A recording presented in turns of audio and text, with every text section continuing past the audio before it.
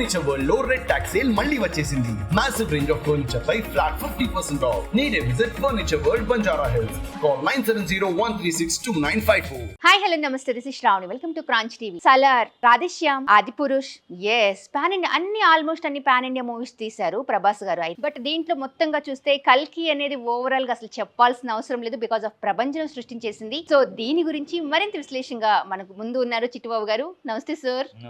Sir, కల్కి అయిపోయింది, చూసాము. అందరూ కూడా కల్కి మీద రకరకాల టాక్స్ తో దాని ప్రభంజనం గురించి మాట్లాడారు. మీ ఉద్దేశంలో అసలు కల్కి? నా ఉద్దేశంలో కల్కి గుడ్ మూవీ అమ్మా.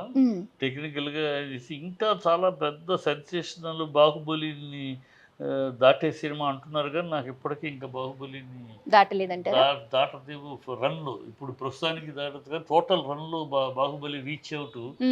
ఎందుకంటే బాహుబలిలో ఒక ఎమోషనల్ ప్యాడింగ్ ఉంది బాగా. ఆ ప్యాడింగ్ ఉండటం వల్ల అన్ని దేశాల్లోనూ, ఇక్కడే కాకుండా ఇతర దేశాలు, అన్ని దేశాలు, ఇది మన దేశపు ఆడియన్స్ ని మెప్పించటం కన్నా ఇతర దేశపు ఆడియన్స్ ని మెప్పిస్తూ ఎక్కువ చేస్తా నా ఉద్దేశం. ఎందుకంటే ఆ ఎమోషనల్ క్యారీ లేదు సినిమాలో, ఎక్కడ కూడా నిలబెట్టిన సన్నివేశాలు లేవు.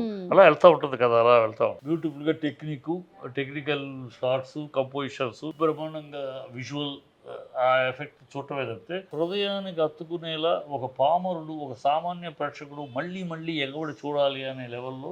ఇప్పుడు బాహుబలి పాటలు, చక్కటి పాటలు, బ్రహ్మాండమైన పాటలు, ఇక్కడ పాటలు లేవు. అలా గుడ్డెలు హత్తుకునే సన్నివేశాలు లేవు. కథ నడుస్తూ ఉంది. అందులో ఈ పురాణాన్ని సోషల్ ప్లాట్ఫామ్ మీదకి మళ్ళించడం అనేది చేసేది idea very good idea. Is very good idea, appreciable ఐడియాని మెచ్చుకోవాలి. బట్ దానికి ఆ సైంటిఫిక్ ఫిక్షన్ ఎందుకు ఫిక్స్ చేశారు, ఆ సైంటిఫిక్ ఫిక్షన్ లో దాన్ని చెప్పాలనే ప్రయత్నం ఎందుకు చేశారు, అందువల్ల బెనిఫిట్ అవుతుంది అనుకున్నారా, అందువల్ల ఏదో తేడా పెద్దగా ఉంటుంది.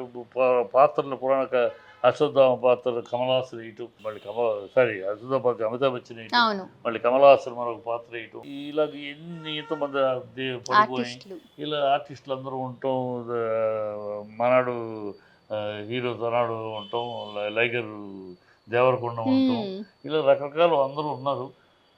ఆ కాంబినేషను ఆ యాడ్సప్ అంతా వెళ్తుంది, కానీ మళ్ళీ అది రిపీటెడ్ ఆడియన్స్కి అంత దగ్గర సినిమా కాదు అనిపిస్తుంది నాకు. మేబీ నా అంచనా తప్పే అవుతుంది, చెప్పలేదు, కానీ నా అంచనా ప్రకారం బాహుబలి టోటల్ రన్లో ఇప్పుడు ప్రస్తుతం కాకుండా టోటల్ లాంగ్ రన్ వచ్చేటప్పటికి బాహుబలిని దాటలేదు అని అనిపిస్తుంది. ఎందుకంటే ఇది రిపీట్ రాదు, దానికి రిపీట్ బికాస్ చూసిన వాళ్ళే మళ్ళీ పై మాట చూశారు, చూసిన వాళ్ళు ఎగబడి చూశారు. అలాంటి దమ్ము దీంట్లో లేదు అనిపిస్తుంది. కాబట్టి టెక్నికల్ బాగుంది, బ్రహ్మాండంగా ముందు చూస్తారు, ప్లస్ సామాన్య ప్రేక్షకుడికి అర్థమవుదు. ఫస్ట్ ఆఫ్ అంతా అలా వెళ్తా ఉంటే సామాన్య ప్రేక్షకుడికి వాడు అర్థం చేసుకుంటానికి వాడు బుర్రబాలు కొట్టుకోవాలి. సో ఎడ్యుకేటెడ్ పీపుల్కి, యూత్కి ఓకే, మామూలు యూత్కి, సామాన్య ప్రజలకి, మామూలు సినిమా గోయర్స్ ఎక్కువ బాగా well learned people will see this movie in their own theatres. ఈ పబ్లిక్ థియేటర్స్కి వచ్చేవాళ్ళు ఎవరు? మామూలు పీపుల్. ఆ కామన్ పీపుల్ని కట్టి పడేసి అంత కనపడలేదు నాకు. కానీ ఇక్కడ మీరు గమనిస్తే ప్రభాస్ సంవత్సరానికి ఒక మూవీ రావడమే చాలా కష్టం. అలాంటిది మీరు ఈ మధ్యకాలంలో జూన్ 1 year గ్యాప్ లో ఆల్మోస్ట్ 3 to 4 మూవీస్.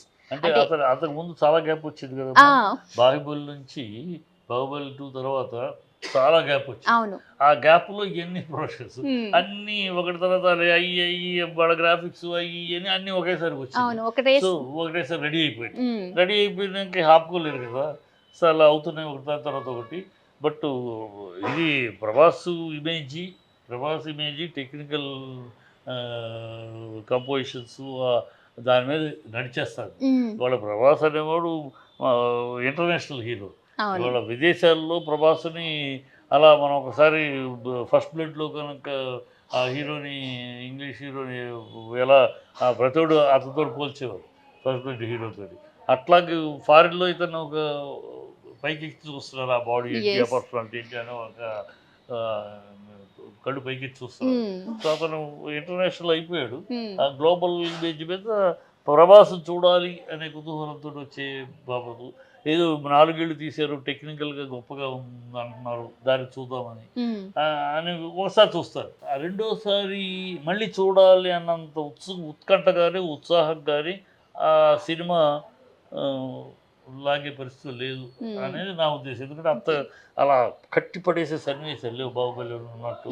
సో అందుకనే వీళ్ళిద్దరూ డైరెక్టర్లు వీళ్ళిద్దరూ శంకర్ కానీ రాజమౌళి గారు ఎక్కడ సూపర్ సక్సెస్ అంటే అమ్మ వాళ్ళు ఎంత టెక్నాలజీ ఉన్నా హ్యూమన్ ఎమోషన్స్ని అలా వాళ్ళ సినిమాలో ఎక్కడ చూడు ఎంత టెక్నాలజీ వాడతారు బ్రహ్మాండంగా. కేవలం టెక్నాలజీ మీద ఆధారపడకుండా ఆ ఎమోషన్స్ని క్యారీ చేయటం బ్రహ్మాండంగా క్యారీ చేస్తారు. అక్కడే మనకి నిలబడిపోయే సీన్లు మన కట్టిపడేసే సన్నివేశాలలో ఉంటాయి. అందువల్ల వాళ్ళది అంత చారిత్రాత్మకంగా ఉంటుంది. అండ్ మీరు అన్నట్టుగా కూడా ఈ మధ్య కాలంలో వస్తున్న టాక్ ఏంటంటే కొరియన్ మూవీ, అంటే కొరియన్ ఒక మంచి గొప్ప హీరోతో మన ప్రభాస్ గారు స్పిరిట్ లో జాయిన్ అవుతున్నారు. స్పిరిట్ మూవీలో వీళ్ళిద్దరు కాంబినేషన్ కూడా ఉండబోతుంది అనేది నిజమే అంటారా? నిజమే. ఇప్పుడు ఎందుకంటే ఫారిన్ స్టార్ అయిపోయాడు కనుక, గ్లోబల్ స్టార్ అయ్యాడు కనుక గ్లోబల్ స్టార్లతో కాంబినేషన్, ఇప్పుడు లోకల్ స్టార్ కాంబినేషన్ నుంచి multi star, global star multi star అయ్యాడు. అది డార్లింగ్ అందరితోటి ఎవరు అడిగినా డార్లింగ్ ఓకే అనేస్తారు, డార్లింగ్ ఓకే అంటాడు. సో అందువల్ల ఈ కథ నచ్చింది, బాగుంది, ఇంటర్నేషనల్ లెవెల్లో తీస్తారు, ఎస్ డన్. ఇప్పుడు తన దగ్గరికి వస్తారు అట్లా, ఆ స్టేజ్కి వెళ్ళిపోయాడు కదా, గ్లోబల్ స్టార్ అయిపోయాడు. సో మనం కూడా ప్రౌడ్ గా చెప్పుకోవాల్సిన విషయం అంటారు ఇది. డెఫినెట్ గా ప్రౌడ్ గా మన తెలుగు హీరో గ్లోబల్ స్టార్ అయ్యాడంటే మనం అంతకన్నా ప్రౌడ్ ఏం కావాలి, బ్రహ్మాండంగా ప్రౌడ్ ఫీల్ అవ్వాల్సిందే. ఇప్పుడు ఈ సినిమా సక్సెస్ కూడా అదే కారణం. తన యొక్క స్టార్డము, మనాడి ప్రభాస్ యొక్క స్టార్డము, ఆ దమ్ము లేపుకెళ్తుంది. ఫారెన్లో ఇంకా సక్సెస్, ఇక్కడ కూడా ఇండియాలో కన్నా కూడా ఇతర దేశాల్లో అది ఇంకా బ్రహ్మాండమైన సక్సెస్ అవుతుంది నాకు ఫీలింగ్. ఎందుకంటే ఈ పురాణాలు, ఈ కర్ణుడు పాత్ర, ఈ అర్జునుడు పాత్ర, ఈ మనకి వాళ్ళకి ఏం తెలియదు, వాళ్ళకి ఏమవుతుంది, వాళ్ళ క్యారెక్టర్స్. సో వాళ్ళ క్యారెక్టర్స్గా చూస్తారు, వాళ్ళ కొత్తగా ఉంటుంది. మనకేమో అశ్వత్థామని ఇట్లా ఉందా, ఇది కరెక్టా, కర్ణుడు పాత్ర ఏంటి అట్లా ఉంది, ఇవన్నీ మనం ప్రశ్నిస్తాం. మనకు తెలిసి మనం మోడర్న్ గా కనిపిస్తున్నారు, భాష ఏంటి, అర్జునుడు అలా మాట్లాడేది ఏంటి, దేవరకొండ తెలంగాణ భాష మాట్లాడేది ఏంటి, ఇట్లా మనం ఉంటుంది. వాళ్ళకి ఏం కాదు కదమ్మా, వాళ్ళకి ఇంగ్లీషు వాళ్ళ లాంగ్వేజ్లో ట్రాన్స్లేషను బ్రహ్మాండంగా వాళ్ళకు కొత్తగా ఉంటుంది అంతే. సో ఇక్కడ కన్నా అక్కడ బాగా సైంటిఫిక్ ఫిక్షన్ ఇవన్నీ కూడా వాళ్ళకి బాగా పనిచేస్తాయి మనకన్నా కూడా. అందుకని ఫారిన్లో, విదేశాల్లో ఇంకా పెద్ద సక్సెస్ అవుతుందని నా లెక్క. రజనీకాంత్ను దాటికెళ్ళాడు. రజనీకాంత్ లాంటి హీరో అసలు విదేశాల్లోకి, మార్కెట్లోకి ఎంటర్ అయింది రజనీకాంత్. అలా రజనీకాంత్ వెళ్ళి జపాన్ జర్మనీ, దానికే మనం అమ్మో ఎన్ని దేశాలకు వెళ్ళాడని. ఇవాళ దాన్ని దాటుకుని వెళ్ళిపోయాడు ప్రభాస్. అతనికి ఆ నేళ్ళు పట్టింది రజనీకాంత్ ఆ స్టేజ్కి వెళ్ళడానికి 30 ఏళ్ళు పట్టింది. మనాడు 10 ఏళ్లలో వెళ్ళిపోయాడు. స్టార్డమ్ అనేది అలా వచ్చింది అంతే. అదృష్టం, మంచోడు కనుకే, మనిషి మంచోడు కనుక ఎప్పుడు భగవంతుని ఆశీర్వాదాలు ఉంటుంది.